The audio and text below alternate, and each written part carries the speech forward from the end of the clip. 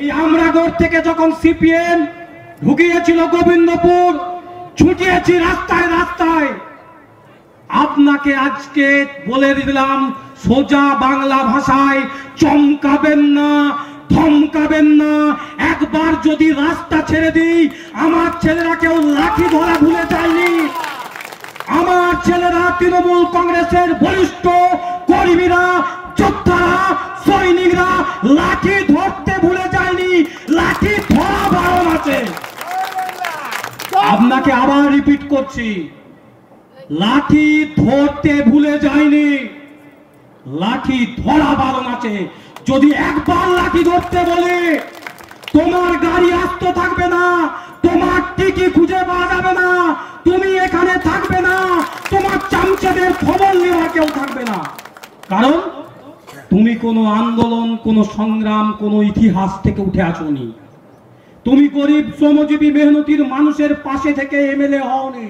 নমস্কার বন্ধুরা, আমার নাম ধ্রুবজ্যোতি সরকার। যদি একবার লাঠি ধরতে বলি, তোমার গাড়ি আস্ত থাকবে না, তোমার টিকি খুঁজে পাওয়া যাবে না। এসআইআর নিয়ে বিজেপি বিধায়কের বাড়ির সামনে সভা করে হুমকি তৃণমূল নেতা। বাঁকুড়ার ইন্দাসে বিজেপি বিধায়ক নির্মল ধারাকে হুমকি ইন্দাস ব্লক তৃণমূলের সভাপতি শেখ হামিদের। ইট মারলে পাটকেল খেতে হবে বলে পাল্টা হুঁশিয়ারি দিয়েছেন বিজেপি বিধায়ক। এসআইআর আবহে ইন্দাসে শুরু হয়েছে ফর্ম বিলি। পাল্টা প্রচারে নেমেছে তৃণমূল কংগ্রেস। টোটোয় চড়ে প্রচারের সময় হুমকি দেওয়ার অভিযোগ উঠেছে ইন্দাসের বিজেপি বিধায়কের বিরুদ্ধে। পাল্টা কুশমুড়ি বাজারে প্রতিবাদ সভা করে তৃণমূল। একটা প্রচার গাড়ি ছিল তৃণমূল কংগ্রেসের, সেই প্রচার গাড়িটা প্রচার করছিল বিজেপির বিধায়ক নির্মল কুমার ধারা। সেই টোটো আলাকে এবং টোটোতে আমাদের যারা কর্মীবৃন্দ ছিল তাদেরকে হুমকি দিয়েছে, চমকেছে যে এই এসআইআর সচেতন নিয়ে যে সচেতন করা হচ্ছে সেটা নাকি করা যাবে না। তারই প্রতিবাদে আমরা রাজনৈতিকভাবে আজকে সভা করলাম। আপনাকে বক্তব্য রাখতে গিয়ে শোনা গেল যে আমরা লাঠি ধরা ভুলে যাইনি, পালন করে আছি এবং আপনাকে এলাকা থেকে বেরোতে দেবেন, আপনার গাড়ি আটকে দেবে। শুনুন, আপনাকে প্রথম কথা বলি, মমতা বন্দ্যোপাধ্যায় 2011 সালের পর তিনি বলেছেন বদলা নয় বদল চাই। আমরা সেই মন্ত্রী বিশ্বাসী। যদি দিদিমণি একবার এই কথাটা তুলে নেন, আমরা তৃণমূল কংগ্রেস কর্মী যারা এলাকা বিশৃঙ্খল করতে আসছে, আমরা নিজেরা বুঝে নিতে পারবো না। না, আমাদের দল তো এখনও নির্দেশ দেয়নি। দল যদি নির্দেশ দেয় অবশ্যই দেখা যাবে।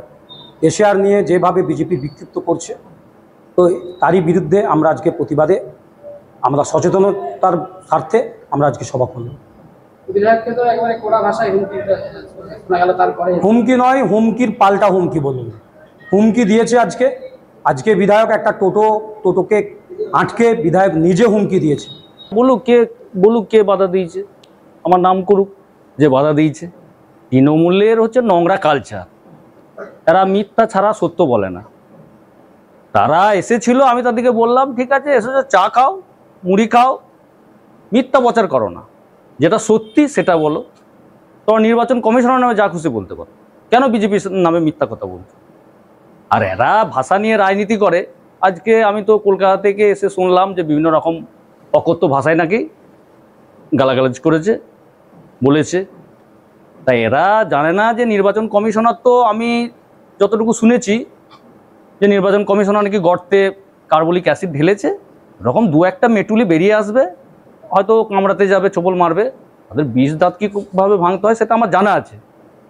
হ্যাঁ, আর সারা পশ্চিমবাংলার মানুষ এদের ধাপ্পাবাজ, চিটিংবাজি মানুষ জেনে গেছে।